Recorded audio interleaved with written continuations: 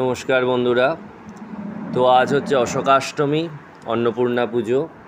তো আমার ঘরে প্রত্যেক বছরই আমি মা অন্নপূর্ণার একটু ছোট করে পুজোর আয়োজন করি, যেহেতু তোমাদের অনেকবারই বলেছি যে মা সন্তোষীর হচ্ছে যে হাতে খাদ্যপাত্র ধরা থাকে সেটা হচ্ছে মা অন্নপূর্ণার হাত, এবং সন্তোষী মায়ের ব্রত কথা পড়ার পর অবশ্যই মা অন্নপূর্ণার ব্রত কথা পড়া হয়।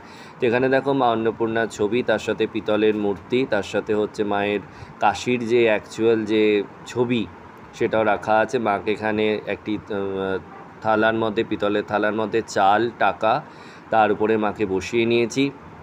এখন খুব তাড়াতাড়ি মায়ের পুজো করে আমাকে স্কুলে যেতে হবে। স্কুল থেকে ফিরে এসে তারপর মাকে ভোগ দিয়ে মায়ের ভোগের ব্যবস্থা করে পুজো আমায় শেষ করতে হবে। তো যতটা সম্ভব, যেমন করে পারবো, মা যেমন চাইবে সেরকম করেই করব মায়ের অর্চনা। তো এইটাই হচ্ছে মায়ের এই যে অন্নপূর্ণার হাত। এই জন্যেই মা সন্তোষীকে তো এমনি বলা হয় দুর্গা, অন্নপূর্ণা, লক্ষ্মী, এই তিনজনের মিশ্রণ। ওই জন্যে সন্তোষী মার পুজো মোটামুটি যাদের বাড়িতে হয় তাদের সেখানে মা অন্নপূর্ণার পুজোও করা হয়। তো আজকে অষ্টমী তিথি, তার সাথে মা দুর্গাকে তো অবশ্যই বিশেষ পুজো করা হবে। এমনিই চৈত্র মাসের নবরাত্রির আজকে অষ্টমী, এখানে মা কালীও রয়েছে। তো এখন সমস্ত দেবদেবীদের একবার তোমাদেরকে দর্শন করিয়ে নিচ্ছি। এরপর আমাকে সকালের পুজো করে ছুটতে হবে স্কুল। যেহেতু অনেকক্ষণ রয়েছে অষ্টমী তিথি, তাই অসুবিধা হবে না।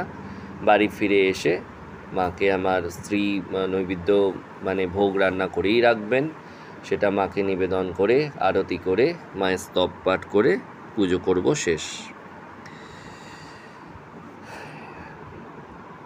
এখানে অন্নপূর্ণা পুজো উপলক্ষে মায়ের জন্য নিয়ে আসা হয়েছে শাড়ি, আলতা, সিঁদুর, শাঁখা, লোহা, তার সাথে পদ্মফুল, জবার মালা, সব কিছুই রয়েছে। এটা আসলে আগের দিন রাত্রিবেলার ছবি। আমি আগের দিন রাত্রিবেলা সব প্রিপেয়ার করে রেখে দিয়েছিলাম। দেখো সকালবেলা মাকে এই 5 রকম ফল, মিষ্টি, জল এই দিয়েই খুব সামান্যভাবে পদ্মফুল দিয়ে মাকে স্নান করিয়ে, মায়ের এই পিতলের মূর্তি স্নান করিয়ে চন্দন, সিঁদুর সব কিছু দিয়ে মালা পরিয়ে পদ্মফুল দিয়ে করে নিয়েছি পুজো। এরপর আবার হবে দুপুরবেলার পুজো। আপাতত মাকে জলখাবারে এই ফল মিষ্টি দিয়েই করা হয়েছে মায়ের অর্চনা। এখানে যথা সম্ভব চেষ্টা করা হয়েছে, যেমনভাবে মায়ের ইচ্ছা। তো দেখো দুপুরবেলা মায়ের ভোগ, সেখানে রয়েছে লুচি, নাড়ু, আলু ভাজা, পান, আলু কুমড়োর তরকারি, ছোলার ডাল, সিমুই, তার সাথে হচ্ছে ডাব। আর এই নৈবেদ্য রয়েছে বাকি সমস্ত দেবদেবীদের জন্যে। আমরা অন্নপূর্ণা পুজোয় অন্ন দিই না, আমরা লুচি ভোগ দিয়েই মায়ের পুজো করি।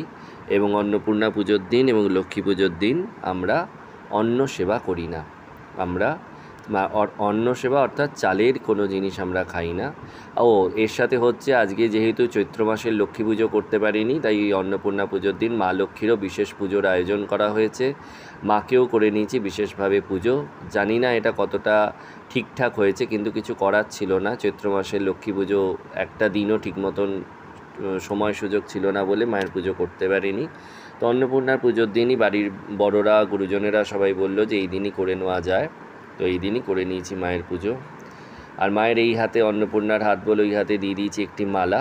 দেখো, আর এই হাতে দেখো দেওয়া হয়েছে মায়ের একটি থালাতে লুচি, নাড়ু, চাল, সুতো, ফুল এবং হচ্ছে একটা টাকা। এগুলো সবই একটা বিশেষ এর মানে বিশেষ একটা সংকেত। এগুলো বিশেষ জিনিসকে রিপ্রেজেন্ট করে।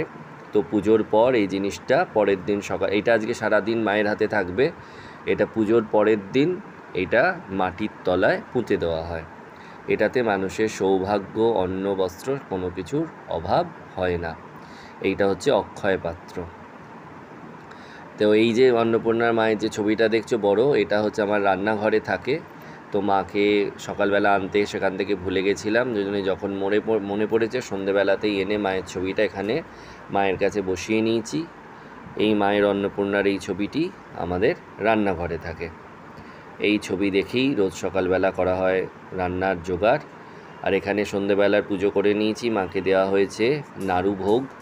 অষ্টমীতে অবশ্যই দেবীকে নাড়ু দিতে হয়, মানে নাড়ু অর্থাৎ নারকোলের কোনো জিনিস দেওয়ার কথা বলা আছে শাস্ত্রে। তো আমরা এই দিন নাড়ুই জেনারেলি দেওয়ার চেষ্টা করি। আজকে অষ্টমী বলে মাকে দেওয়া হয়েছে নাড়ু। তো সন্ধ্যের পুজো শেষ, এবার মাকে বিশ্রাম জানিয়ে তোমাদেরকেও জানাই নমস্কার। সবাই ভালো থেকো।